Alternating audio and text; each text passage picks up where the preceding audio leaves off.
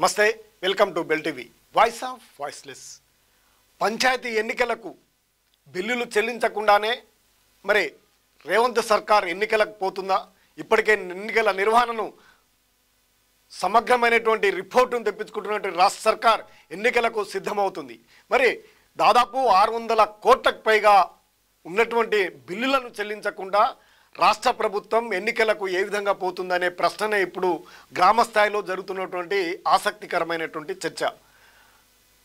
కాంగ్రెస్ ప్రభుత్వం అధికారంలోకి వచ్చిన తర్వాత ఒక్క చిల్లి పైసా గ్రామ పంచాయతీలకు విడుదల చేసినటువంటి దాఖలాలు లేవు అనే అంశమే ఇప్పుడు తెర మీదకి వస్తుంది.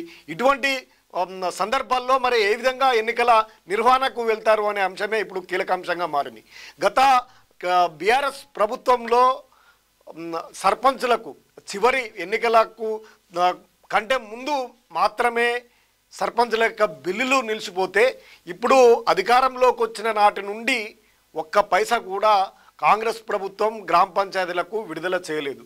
వారి సమయం కూడా పూర్తయినా కానీ వారు అనేకమైనటువంటి అప్పులు చేసి అభివృద్ధి కోసం గ్రామాల యొక్క ఖర్చులు చేసినటువంటి సర్పంచులు నానా అవస్థలు పెడుతూ ఇబ్బందులకు గురవుతూ ఉన్నారు.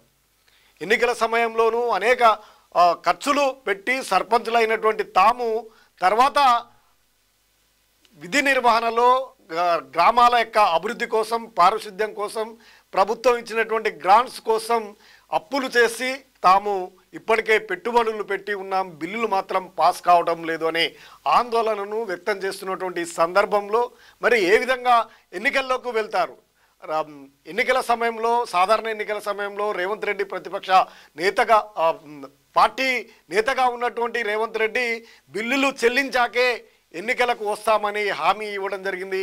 కానీ సాధారణ ఎన్నికల సమయంలో ఆనాటి ప్రభుత్వం బిల్లులు చెల్లించలేదు, సర్పంచులను ఎంతో ఇబ్బందులకు గురి చేస్తున్నారు.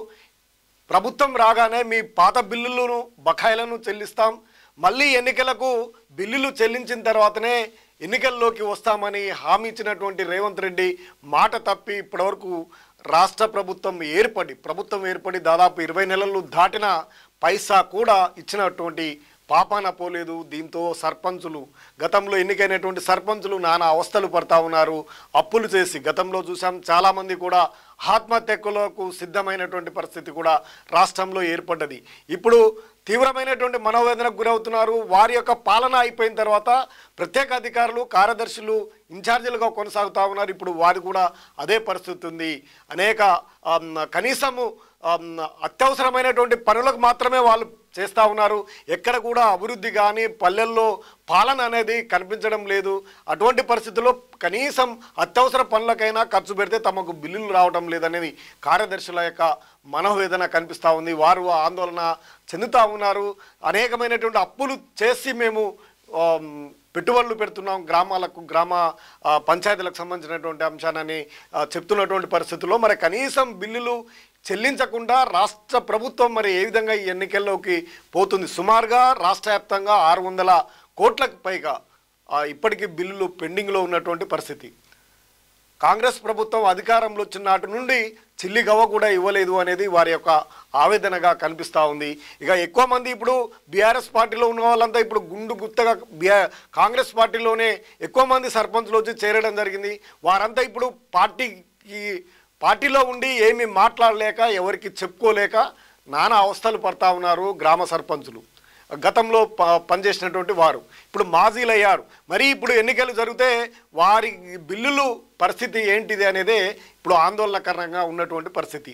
వారంతా కూడా ఇప్పుడు వ్యతిరేకంగా పనిచేసే అవకాశాలు కూడా ఉన్నాయనేది రాజకీయ విశ్లేషణ కూడా జరుగుతుంది. క్షేత్రస్థాయిలో ఈ చర్చ తీవ్రంగా నడుస్తున్నటువంటి సందర్భంలో మరి రేవంత్ సర్కార్ ఇప్పటికే అప్పుల పాలయ్యాం, లోటు బడ్జెట్తో ఉంటున్నామని చెప్తున్నటువంటి రేవంత్ రెడ్డి మరి ఏ విధంగా వీరికి బిల్లులు చెల్లిస్తారు?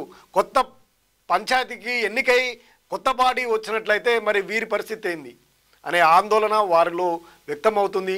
మళ్ళీ వారు ఇప్పుడు పోటీ చేసే పరిస్థితులు అయితే ఎవరు కనిపించడం లేదనే ఆసక్తికరమైనటువంటి చర్చ అయితే జరుగుతూ ఉంది. రిజర్వేషన్లు మారిపోతుండడం, ఒకవేళ వారికి సంబంధించినటువంటి రిజర్వేషన్ మళ్ళీ వచ్చినా కానీ ఈ అప్పుల బాధతో ఉన్నటువంటి వారు మళ్ళీ పోటీ చేయడానికి మొగ్గు చూపడం లేదు. ఎందుకు అంటే వాళ్ళ బిల్లులన్నీ కూడా ఆగిపోవడం. వీటన్నిటి పరిస్థితుల నేపథ్యంలో రేవంత్ సర్కార్ వెంటనే గ్రామ పంచాయతీకి సంబంధించినటువంటి బిల్లులను, పెండింగ్లో ఉన్నటువంటి బిల్లులను గ్రామ పంచాయతీ సర్పంచులయ్యి ఇప్పుడు ఉన్నటువంటి కార్యదర్శులకు సంబంధించినటువంటి బిల్లులను చెల్లించిన తర్వాతే ఎన్నికలకు రావాలని వారు విజ్ఞప్తి చేస్తున్నటువంటి పరిస్థితి అయితే కనిపిస్తూ ఉంది. ఆందోళనకరమైన ఎవరికి చెప్పుకోలేని పరిస్థితి అయితే ఉంది. వీటి వల్ల కూడా రేవంత్ సర్కార్కి ఇప్పటికే అనేక వర్గాలకు దూరం అవుతూ వ్యతిరేకతను కూడగట్టుకుంటున్నటువంటి రాష్ట్ర ప్రభుత్వం ఇప్పుడు సర్పంచులకు, మాజీ సర్పంచులను కూడా సొంత పార్టీకి సంబంధించినటువంటి వారితో కూడా వ్యతిరేక పవనాలు అయితే కనిపిస్తూ ఉన్నాయి. వారు కూడా వ్యతిరేకంగా చేసే అవకాశాలు కూడా ఉన్నాయనే చర్చ అయితే జరుగుతుంది. మరిన్ని అప్డేట్ కోసం చూస్తూనే ఉండండి bell TV, voice of voiceless. నమస్తే.